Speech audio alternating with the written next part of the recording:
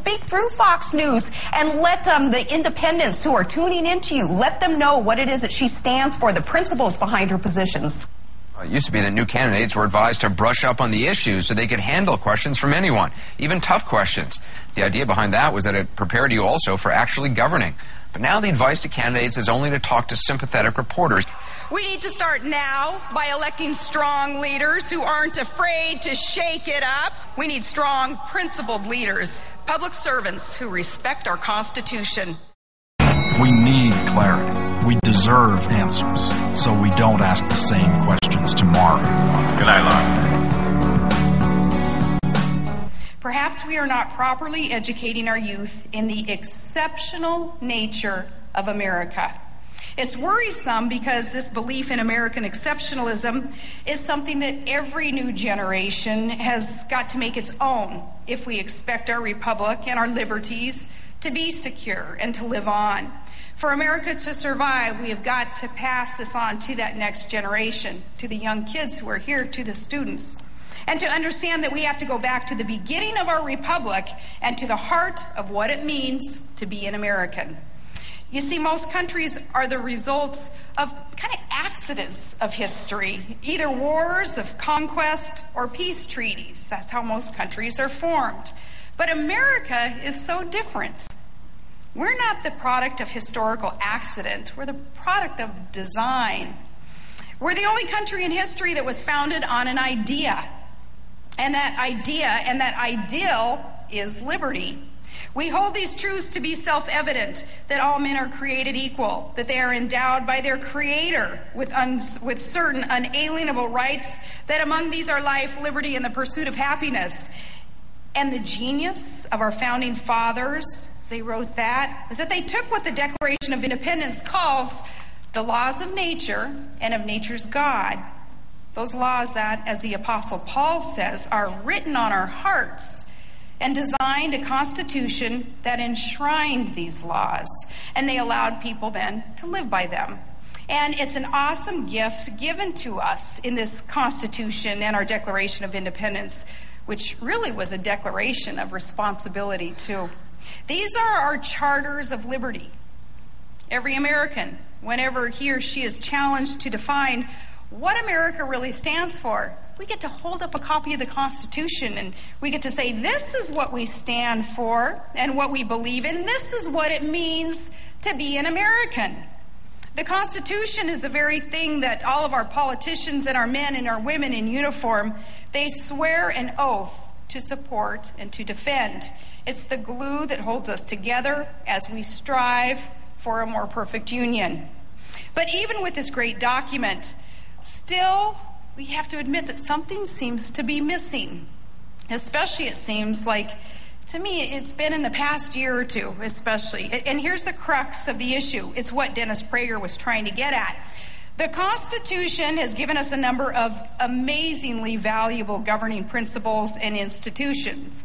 It provides the checks and balances and limited federal government with enumerated powers and an independent judiciary and states' rights as protected under the 10th Amendment, states' rights.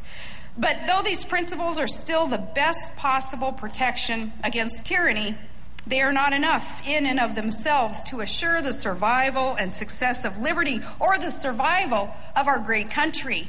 Freedom doesn't just depend on these institutional guarantees or words written on a document. It's, above all, a question of culture. To most Americans, freedom isn't just an ideal or words written on a document. We understand Governor Palin is about coming to the end of her comments, and we will cut to a break, but be right back with the panel to figure out what she was talking about. You know, this real America, does it exist, John? Well, in terms of real American and exceptionalism, look, the most basic thing that people can do in support of democracy is vote. And we take our votes very seriously. The people of Alaska voted for Sarah Palin, and Sarah Palin quit. Exceptional people don't quit. And I seriously tell my kids this probably 2 or 3 times a week. It's better to lose than to quit. So she can sit there and she can talk about being exceptional. She can talk about better of America. If she were a better person, she would have stood and fought. She chose to check out and to do it to make money. I've got no problem with making money. But that's what she is. She's a I reality have star. a different observation, though. He hears what's going on. That speech, the first 20 minutes, was every vapid cliche strung together. It was complete, almost nonsense. The arena.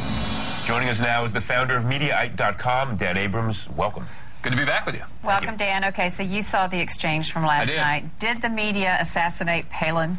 Well, you know, I think the media has definitely put bullets into Palin. The question is whether these were self-inflicted wounds. I mean, well, that is the question. That's the real question, right? Because I think that Palin had an enormous opportunity to become a media darling. When she was first nominated, when they first announced her name, everyone started looking into. They saw, wow, straight-speaking, attractive, from Alaska, and so people from New York. That's what I wrote in my first column about her. I mean, absolutely. People loved And her first speech. They loved it. They loved the idea. Ate it up. The public ate it up. So the notion that the minute she came onto the scene that the media was beating her up is a fallacy.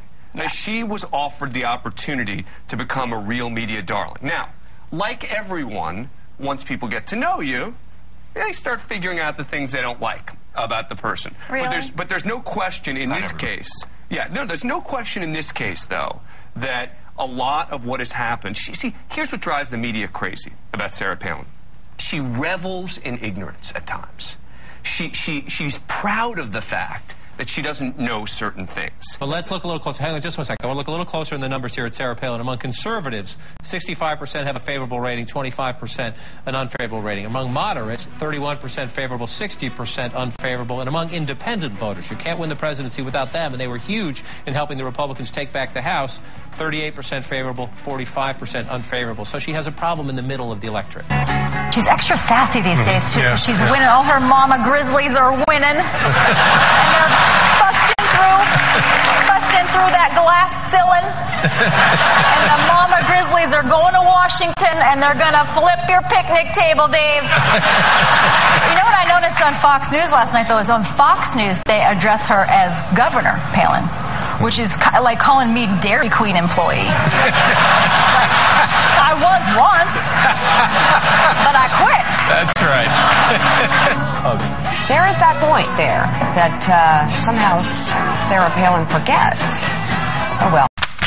Suppose Senator John Doe puts forth a constitutional amendment that would outlaw abortion, even in cases of rape or incest, and he asked you to attend the announcement and support him in that. Would you do it? I would. Yes, a proposal like that, I would stand by it. Let's be completely clear about the facts here. There is no place in the world and no time in history where restricting women's reproductive rights makes a people or a nation more free or more equal. These extreme positions on abortion are, without any question, a war on American girls and women, and the fact that there are women who are both complicit and participatory in it is really neither surprising nor unprecedented. It has always been true, and it is incredibly important that we recognize that despite the fact that we can be very proud of these women and as politicians, that the question is, how do women as citizens fare on the other side of them either being elected or not elected?